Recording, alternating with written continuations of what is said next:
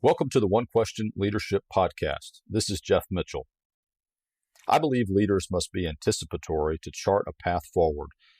We can either be proactive and move forward, or sit back and be reactive and risk falling behind. Wayfinders Lead, the NCAA Pathway Program, is designed to incubate and inspire the next generation of executives in our profession. I am grateful for my pathway experience and encourage others to explore their own opportunity in the NCAA Pathway Program.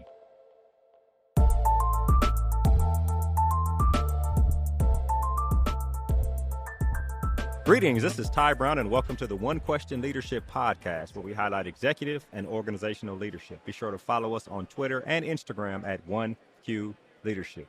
Our guest today, always a returning guest, Sean Frazier. Sean is the VP of Intercollegiate Athletics at Northern Illinois University. Just finished your 10th year there, right? Correct. Which is excellent, in the industry for over 25 years.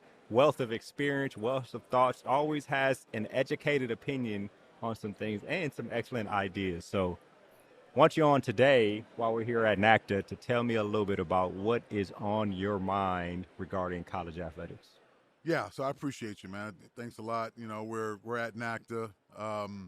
Just a great feel, right? To have, so many colleagues, young professionals, seasoned professionals like myself, and you're engaged in a level of discourse that really fills the cup back up, right? You're at the end of the year. You're dealing with a number of different things from a finale standpoint, but then you go into these sessions for professional development and education, and it's really good. But the biggest one, it just kind of hit me. I just coming out of a MOA symposium, educational point, and a number of colleagues around the table were asking me different questions around diversity, equity, inclusion. And one of the ones they asked me, I couldn't respond to because I didn't know. I should know to some degree, but I don't. They asked me the big question of all these different state statutes in these different states. We're in the state of Florida right now. They have one. Ohio, Texas. There's a number of institutions that have just taking a look at DEI and want to make some significant changes to it. Yeah. Having the words diversity, equity, inclusion in your job title, performing acts that are around diversity, equity, inclusion, and belonging. These are things I'm not familiar with because in the great state of Illinois, we don't have those issues. But I did chair a search, the Chief Diversity Officer search, co-chaired, to bring our new CDO in, and that individual did come from the great state of Texas. And so we did deal with some of this, but this last question I just got, I couldn't because it was specifically aimed at the NCAA as a governing body, right? So the real issue was, okay, in our past in the NCAA, we've had significant issues and support for DEI efforts. One in the great state of South Carolina, they had a real issue with their flag. It prohibited the state, I believe, I don't might have all these facts on it, but it limited their ability to host championships. And it was historical in nature because it really, dropped the gauntlet to say, we are a very inclusive organization. We want everyone to feel comfortable. We want to make sure that our student athletes, our staff, and others are feeling comfortable for that. And henceforth, edicts from MOIC and a number of NCAA organization components around the structure said, you will not be able to host championships if these things don't change. In this case, I believe it was the flag issue. Yeah, there might have been something in North Carolina regarding bathrooms or something. It could be, which is another component too. Either way, I was trying to answer the question for the young administrator, and I did not have a response. Now, we do have NCAA personnel here. I'm quite sure that Felicia Martin or someone on her staff will be able to answer, but it hearkened to me to believe that, I have not heard any public statement. Now, Charlie Baker, our new president, he's fantastic. I have met with, I've had conversations with, but I guess I was taken aback that something that's so inclusive as the NCAA governing body that we have not made some level of statement. Now, having said that, maybe there was a statement that was made. Maybe something was done. But as I was talking to some of my other seasoned colleagues, I don't believe so. So that spurred enough conversation with me to understand that wow, people losing jobs. There's people having to adjust their lifestyle, and it's all because of this groundswell around these issues around where states feel comfortable with talking about historical components or facts, critical race theory, DEI, Yeah. the practice of. It's almost like, okay, a rose is still going to smell as sweet and be red no matter what, or whatever color rose that you like, quite frankly. But the point is that there hasn't been any type of real groundswell around the NCAA organization. So I didn't know what to go with that. Yeah. I thought maybe you could also answer that question too, a little Look, back and forth. I tell you what I find interesting about that, right? Because there's rarely a question where Frazier doesn't have at least some thought of opinion on it, right? So for them to talk about that, it almost like as the practitioners, I'll say we, right? Yep. Practitioners in college athletics, we're so caught up in the minutia of the day-to-day of the things that are going on in NIL and kids and transferring and money and making sure people are sticking with the student-athlete experience and grad, the things that we care about, that this national thing, which usually comes to the forefront of our mind, especially people of color like Yes. ourselves, didn't hit until somebody asked it. Somebody younger Yes. asked it, right? Which is important. Somebody younger asked it. Yes. Right? Is usually how, if this was 20 years ago, right? This is probably you would have been asking somebody else that same question, like, what are we doing about this, right? And hold that thought. We're in a session talking about the 2023 champion of the Diversity, Equity, and Inclusion Award, right? So Grand Valley State, let me shout out to Grand Valley State. They wanted to share their marvelous, excellent athletic director. She's given a fantastic presentation. And I think what happened was, this wasn't that long ago about the issues of North Carolina or South Carolina on the flag issue. And so they just asked me the question because I'm, I guess, the seasoned one around the table. Right. I think it was so polarizing for some of them. And I guess there were some concerns. And we're also in the state of Florida, right? So there you go, right? But I think ultimately that's a big one. That's a big one that it's creeping up the space. I know there's a lot of other political important issues on the docket, name, image, and likeness, all these other things. So I'm quite sure there's an attachment to that. But I also think that, we can chew gum and walk at the same time in our organization to make sure that those who need to be protected, those things that are extremely important need to be talked about. There's got to be a really inclusive effort and equity lens. So these are all things that are always going on, right? This is a full-time agenda of what we as athletic directors, athletic administrators need to make sure that we keep our eye on, because I walked into a conversation and you can see the groundswell of why is this happening in said different states, and what can the NCAA do in its leadership. And I always say all the time, my friend, we are the NCAA. Right. For me to kind of throw a rock at the NCAA, what can they do, right? that's me. Yeah, so then it begs to differ. I need to do something on my campus, as well as make sure my president and others are aware. So I think this was just a good conversation to have about some of the thoughts. So I threw out the name, image, and likeness thing and getting a federal standard law across everything, which is extremely important. What everybody's so pushing as for, President right? Baker's hey, God bless him. That's great. But I also think that this other thing is a bit of a burning building that we have to pay attention to, because people are losing their jobs. We are changing things. I don't know if it's simple enough just to say that we call it something different and do the same thing, because I don't think that that's going to solve the issue.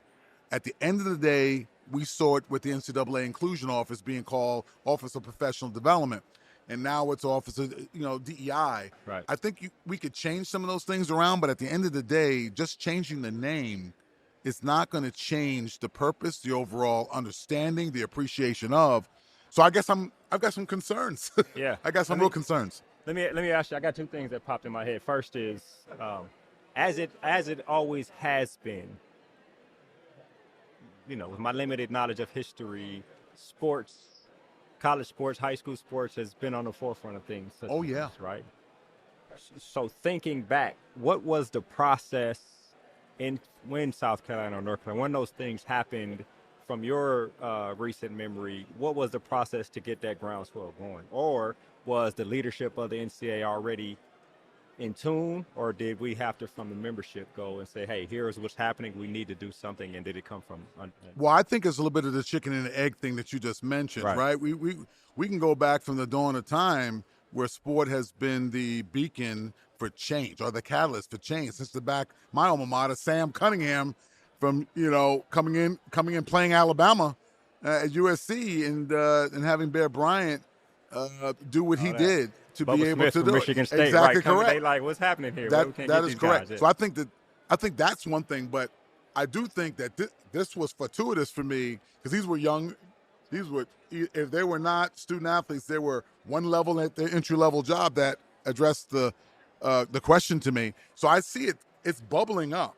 So I'm quite sure the NCAA staff is tracking this. I just think that ultimately we might be taking a little bit longer than necessary to at least address the issue on a public basis, because we've done it in the past. I think when you're inconsistent on any level, it shows weaknesses in leadership. And I think that for me, having the pulse of the student athlete voice, the community voice, the campus voice, that's the job. That's the speed of the game. So I think right now, this is good for me to have been in the session, to know that I go back to my campus to mobilize and to make sure that we can answer the question. And then also, too, to check in with the staff. Maybe they are doing some things that are in the process of addressing those things, but haven't just been on this search for our new chief diversity officer. People are leaving their jobs. People are being let go. People are changing what they can do in those prospective states right now, because there's, in their words, an attack on diversity, equity, inclusion, and those who are facilitating it. Yeah, let's give the NCAA the benefit of the doubt and say that there are internal conversations, right? We'll make that assumption. Because if we don't make that assumption, we'll find ourselves in a situation where the ebb and flow, how it's always been when you talk about, people of color, right? There's so many things going on. We're going to get to it, but there's transition. We got a new leader coming, and that's one of the things that we'll get to, but we'll get there. It's like, how long do we wait? How many states are getting rid of books? How many states are, trying to wipe out certain aspects of history? How many, how deep is this getting? And even though it's coming up on the presidential election, there is some politics involved with it between Democrat and Republican and the split. But when the young people are noticing, like you said, and they're starting to ask these questions, what are we doing about this, right? And that jogs something in our brain, meaning it wasn't on the forefront of our brain. That means there's bubbling, like you're saying, that it's happening. And so who do we hold somebody to account, or do we go back and to have these conversations and see what's actually being done, so that if we get asked that question again, because there's a transition at the top is big when there's transition at the top. And then you got somebody coming out of politics, so they probably understand the ebb and flow of politics too. So this is an interesting topic. Yeah, no, it is. And, and I'm one of those who are very optimistic about President Baker's. I'm really excited about what he can do for us in this snapshot in time. I just worry about, George Floyd was one. All right. Then we had Rodney King, go back a little bit further, a couple of decades. This is no such thing as standing still. We're either moving forward or we're moving back. And I think in this regard, it's going to be hard to justify no action, or at least some level of understanding, especially from a collection of very, very, alert and vibrant students that are on our campuses, that are looking for these types of things to be able to gauge our commitment to the overall student-athlete welfare or well-being side of things. So I just think this is another thing that we should be tracking. I know in our shop we have. Yeah. I just, again, probably need a little support from some others. So I'll use this opportunity during my time here to kind of, talk to some more experienced people at the NCAA front office, and then talk further about how that could be dealt with. I get the political sides of it, Republican, Democrat, Independent, whatever you want to call it.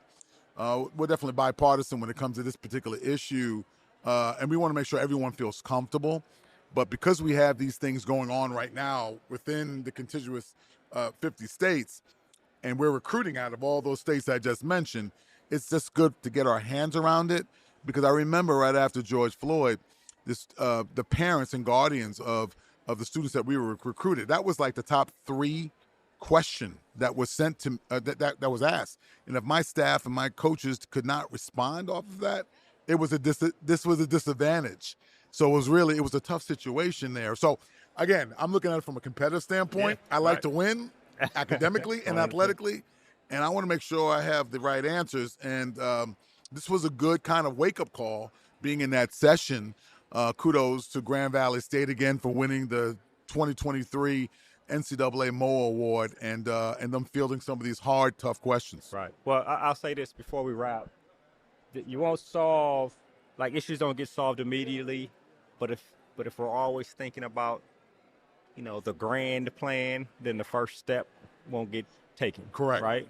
And so I think even the question people can ask on their campuses while they're at NACTA, while they're at whatever conference they're at, is what are we doing about blank? X. Right? Yep. Just like the person asked you. And so I think it's an excellent question for us to ask ourselves as we walk around the lobby here and when we get back to our absolutely. No, I think that we set the stage on that. And I do believe, like you just said, the question's probably already been asked. Yeah. I guess I'm taken aback at this point.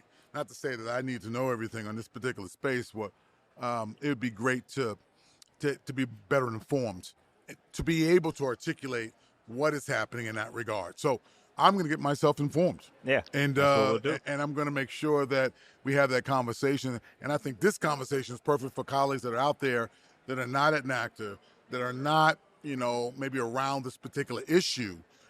Give them a little bit of a heads up too. Yeah, I appreciate that phrase. It's always excellent to have you here on the One Question Leadership Podcast. Insight, discussions, ideas, etc. I appreciate you, brother. Thank you. Yes, sir. That was Sean Frazier. Sean is the Vice President of Intercollegiate Athletics at Northern Illinois University. And of course, I am Ty Brown with One Question. And keep in mind, the role of a leader is to create and maintain an environment that people want to be a part of. And as always, be better tomorrow than you are today.